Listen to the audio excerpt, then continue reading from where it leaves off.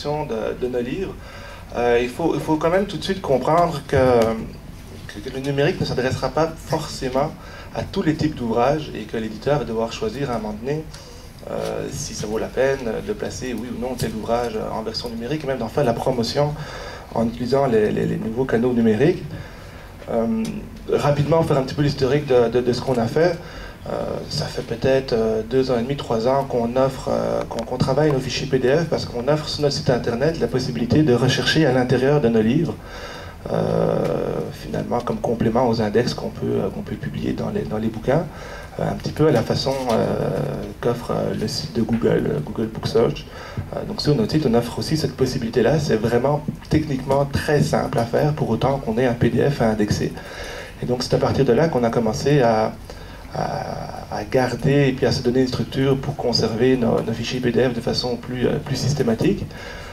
Parce qu'évidemment, et puis qu'on a commencé aussi à désarchiver nos vieux livres et à les transformer en fichiers PDF. Bon, ben, ça faisait peut-être 5-6 ans qu'on travaille avec les PDF pour imprimer nos livres, mais il a fallu remonter dans le temps et des fois retrouver de vieux ordinateurs qui nous permettent de traiter les fichiers un peu plus anciens. Et donc c'est une préoccupation qu'on a quand même depuis plusieurs années de travailler sur ces fichiers-là. C'est pour ça qu'aujourd'hui on a pu en déposer presque 240 dans l'agrégateur. Parce que ça fait un bout de temps qu'on s'y prépare. Faut aussi voir qu'on n'a jamais dédié de ressources particulières pour le numérique. J'ai demandé à mes graphistes, je dis quand tu as 5 minutes puis tu sais pas quoi faire, je dis ben, tu désarchives un livre puis tu fais un PDF. Puis les graphistes apprécient ça. Ben écoute, oui, si ton fichier est fait dans InDesign ou dans des logiciels un peu plus anciens comme Quark ou PageMaker, mais que le fichier était bien fait, oui, c'est 5 minutes faire un PDF. Tout de suite, il faut comprendre que si on est bien structuré, le numérique, c'est pas autant de temps qu'on pourrait penser que ça prend.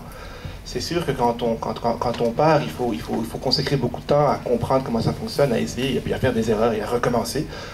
On le disait tout à l'heure, là, quand on découvre qu'il faut donner un nouvel ISBN, ben, il faut recommencer. Quand on découvre qu'il faut mettre les métadonnées dans le PDF, ben, on recommence pas de zéro, là, mais à chaque fois le travail est à refaire. Puis on l'inclut dans le guide, on dit ben, n'oubliez pas qu'il faut faire ça dorénavant. Mais c'est pas vrai que c'est si long que ça. Déposer un fichier sur l'entrepôt numérique avec Clément a montré comment ça fonctionnait. Faut comprendre, la fiche, on n'a pas à la créer. Tout ce qu'on a à faire, c'est télécharger le fichier et le système, automatiquement, si notre fichier est bien fait, va chercher le titre du livre, le nom de l'auteur, puis après ça, le nombre de pages, le format, puis etc. Là, il va le chercher lui-même. Donc, on essaie d'automatiser le plus de tâches possible. Ça fait depuis aussi décembre 2007 qu'une partie de nos livres sont en vente au format PDF sur notre site internet directement. On n'a pas connu des ventes extraordinaires, mais au moins, je rejoins un petit peu ce que disait François Bon en disant qu'on expérimente. On expérimente, on regarde un petit peu quel type de clientèle est intéressée par nos livres. Alors, sur les 120, 130 livres qu'on a vendus en un an au format PDF, plus de la moitié sont des livres épuisés. La version papier n'est plus disponible. Et même au-delà de ça, on répondait aux demandes des clients. Si quelqu'un nous écrivait en disant tel livre, où est-ce que je peux le trouver, je vous disais écoutez, revenez dans 2 jours sur notre site internet, vous allez pouvoir le télécharger en format PDF. Et donc là, c'était intéressant parce qu'on justifiait l'investissement en temps que ça prend pour faire le PDF avec un achat qui était directement lié. L'autre constat, c'est que plus de la moitié des livres vendus ont été vendus à l'étranger.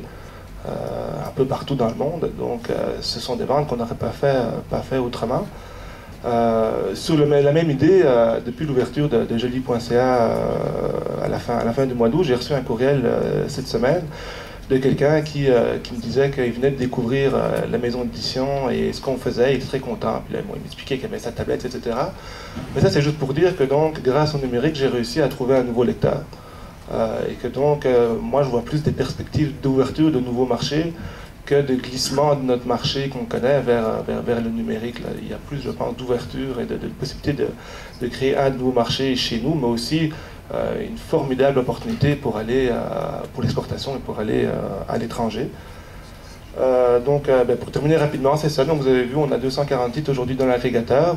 Nos livres sont en vente sur Joly.ca, puis livres québécois, etc. Le type d'ouvrages qu'on fait, qui sont pour la plupart des ouvrages, des essais, des ouvrages savants, des ouvrages en histoire, j'ai la chance que les gens cherchent le sujet et cherche mon livre.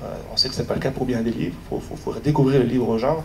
Moi, pour la plupart des livres que je fais, les gens cherchent de l'information sur ce sujet et trouvent mon livre. Donc, c'est sûr que pour les éditeurs qui font des livres savants, des livres, des essais, des livres scientifiques, etc., on part avec cet avantage-là, comparativement aux ouvrages de fiction, par exemple, où il faut au contraire amener le lecteur à découvrir notre livre.